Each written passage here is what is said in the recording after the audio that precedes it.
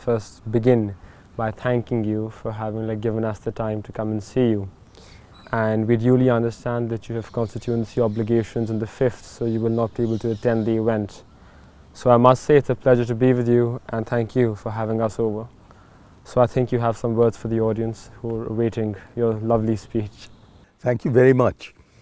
I'm told that the theme of this entire event is taking time to think, taking a moment off to think. And being under that injunction, I did give myself a moment to think. And you have succeeded very effectively in your introduction in leading us into that theme by referring to my having to be in my constituency on the 5th of November, which is why we're recording this rather than my personally participating. The one profession on which I think almost everyone in the audience would be agreed, in which they should not be, is politics. For the widespread view is that politicians are really a filthy lot, and that therefore to follow them into a profession that involves black money, that involves cheating people, undermining them, abjuring all ethics in order to ensure progress up the political ladder, is not the kind of thing that a decent DoonSchool boy should do. Which is why perhaps there are so very few DoonSchool old boys who have gone into politics. My own memory is that Dr. Karan Singh was more or less forced to go into politics by being made the Sadr Riyasat of Kashmir just a few years after he had left school. I myself worked as private secretary to Dinesh Singh, who I think belonged to the 1942 senior Cambridge batch. He became Minister of Commerce and Minister of Industry, and most distinguished of all, Minister of External Affairs. I can't think of very many more who went into politics, at least not those whose names still resonate. There was, of course, then an era when it suddenly seemed as if DoonSchool and politics were synonymous, when Rajiv Gandhi became the Prime Minister in 1985, which happened to be the Golden Jubilee year of the DoonSchool. He was the chief guest. And I told him a story about myself, which he then recounted in his speech, which was that I went into a tutorial at Cambridge wearing my DoonSchool old boys blazer, and the tutor looked at me very disapprovingly, and pointing to my breast pocket, he said, "What is that?"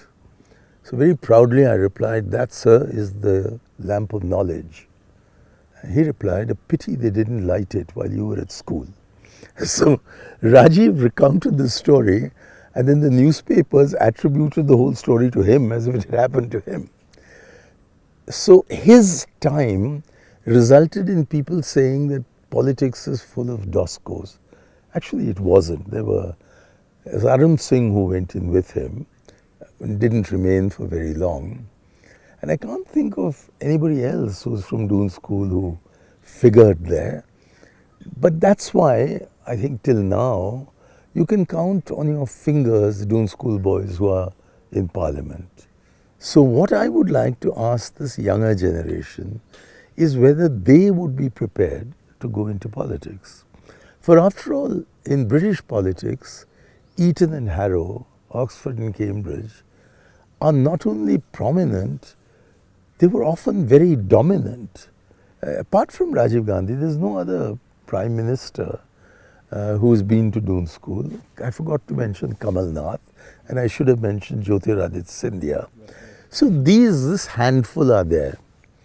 And I think it's a huge loss to Indian politics that DoonSchool boys keep away from politics. And what I'd like to urge you to do is to think of this again. After all, why has politics got such a bad name in India when perhaps India's greatest achievement since independence has been to become the world's largest democracy, and thanks to another DoonSchool boy, Rajiv Gandhi, has also become the world's most representative democracy through Panchayati Raj. Why is it that we don't want to participate? Well, the answer I usually get is because politics is a dirty business. I say no. Politics becomes a dirty business when dirty people become politicians. And if people who have got ability, intelligence, morality, and they don't need to make a commerce of politics because they have sources of income that they've inherited or which they've earned on their own accord, and that's the kind of person who should be going into politics. And why don't they? It's because of another DoonSchool trait that I deplore. You want to win. You're primed to say that tomorrow you should be higher on some ladder than you were yesterday. I think that is an attitude that should be rooted out of the school mentality. You have to learn to take risks. Now, a lot of DoonSchool boys have learned to take the risk of being in business, where they succeed and sometimes they have setbacks, and at other times they bounce back. But the vast majority wish to make a career where it is determined in year 1 exactly where they will be in year 36, and prefer to take that path, whether it is as business executives, whether it is as engineers or other technical people, or go into the civil service, or go into teaching. Nice, safe professions. Success when it comes is staggering. It's more dramatic than success in any other walk of life. But at the same time, being dropped from the top of the mountain to the bottom of the valley is a very disturbing experience which you can take only if you have the ability to treat, as Kipling said, triumph and disaster as two impostors. That triumph is also an impostor and failure is also an impostor. There was the great political scientist of the 19th century, Walter Bagehot. Well, Walter Bagehot said that democracy needs sensible men of substantial means. Now, I don't have to use my usual coda of saying sensible men and women, because alas, there are no DoonSchool women, but sensible men of substantial means. Now, I think there's quite a creamy layer of intelligent people at DoonSchool who are usually ignored at school in favor of brawny guys who know how to punch someone else or wrestle someone to the ground or catch a ball or kick a ball. I don't think these are qualities that anyone needs in later life unless he becomes a test cricketer.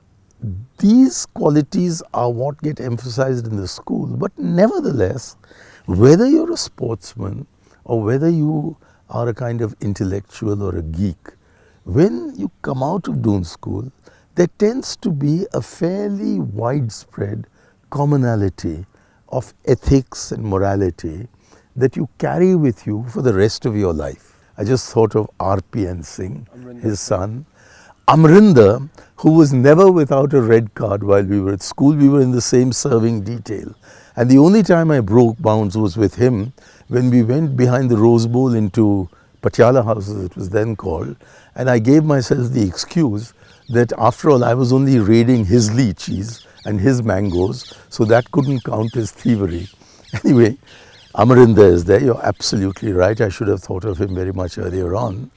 But compared to the potential that DoonSchool has to raise our democracy to an altogether higher level, I'm afraid the achievement of the school in the field which I regard as the single biggest achievement of India since independence has been pathetically low.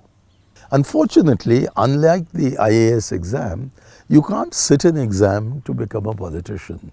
And there is no system, no organized system of recruitment into any political party, and certainly not into mine, which incidentally is, I think, the only political party worth joining. And my apologies to Kalikesh, who has joined a tiny little regional party and has little hope of fulfilling himself as a national leader. But that's a separate question. I'm sure our doors are always open to him. There are 32 lakh positions in the local government system which can enable you to get in. And since there may be some Welham girls in the audience, alas, the tragedy of my life was that Welham girls started in the last term of my stay in DoonSchool, so I just didn't know what the other half looked like. Anyway, since there are some of them, let me tell them that 50% reservation exists in 15 states in the Panchayat Raj system. And the presence of women in our parliament is tragically just about 8%. So even if it's really difficult for a woman to make it to parliament, it's much easier to get into the panchayat system. And with the experience thereby gathered, I think the qualification to come into the state assembly or parliament increases. And therefore, whether it's DoonSchool, Welham, where I had my preparatory schooling, or Welham Girls, where, alas, I was never allowed to enter the gates. In all these places, there is this large body of Dehradun-trained young men and women who could make all the difference. Apart from all these, which could be a beginning, I think at least some of you should start thinking in terms of moving from private success to public service. And in the field of public service, there is nowhere you could make a bigger difference than by getting into politics. And whether you remain in the opposition or come into government, whether you remain in the state or you come into the parliament, opportunities of really repaying this nation for all that it has given you, all the privileges it has given you, is, I think, almost a national duty that DoonSchool boys of my generation were loath to take up, but which I hope those of you who are listening to me will at least consider, even if you don't actually take the leap. Don't you think you've missed out on someone's? Yeah, oh gosh, he'll never forgive me. I forgot to mention Kamal Nath, who is just about the most senior congressman we have on the front bench of the opposition today in Parliament. And he has not only a very distinguished career behind him, but possibly, who knows, an even more distinguished career in front of him. I certainly wish him all the best. Sir, I wanted to ask you, what is your take on the drug issue in Punjab and how it's plaguing the state? It's tragic that there was no drug problem in Punjab until very, very recently. And I think it has some connections to the Khalistan movement, which disrupted normal administration in the state, and a much stronger connection to the winding down, or even then, to the war in Afghanistan, which started in 1979. Because that route through Pakistan, and it was eased by Zia-ul-Haq, of arms, ammunition and drugs from Afghanistan through Pakistan into Punjab had a very deleterious effect. There's so much prosperity in Punjab compared to the rest of the country that farmers in places like Rajasthan found a huge ready market, and therefore where a drug trade didn't really exist between Sri Ganganagar and places in Punjab, Batinda, it's now a well-established route. It's strange that it is not so bad in Haryana, but it's grown to the most frightening proportions in Punjab. And Amrinder Singh of our school has pledged himself to ridding his state of this menace.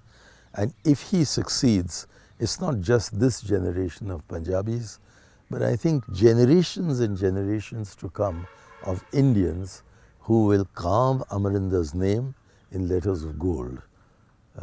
And that, I hope, is what happens. But sir, how would you connect Khalistan, which was a movement in the 80s, to the drug issue? How were both Because related? it was a very disruptive movement. Right. It was doomed to fail, but it spread with guns and terror absolutely everywhere in the state. And when you have a complete breakdown of law and order in the face of a rising tide of terrorism, then obviously along with that terror come the drugs. That is why in Afghanistan, which started getting disturbed at almost exactly the time the Khalistan movement began here, because that started along with that fight between the Nirankaris and the others in 1978, and 1979 was when the Soviet Union moved into Afghanistan. And those disruptions were in a sense linked one with the other in just one sphere, this ghastly sphere of ruining the lives of young men by hooking them onto drugs of various kinds. Right. That's what I meant. Yes, thank you. It's been a pleasure speaking to you today. I think you've truly enlightened all of us all out here. So thank you, and we hope to see you soon. Thank you so much. Thank you.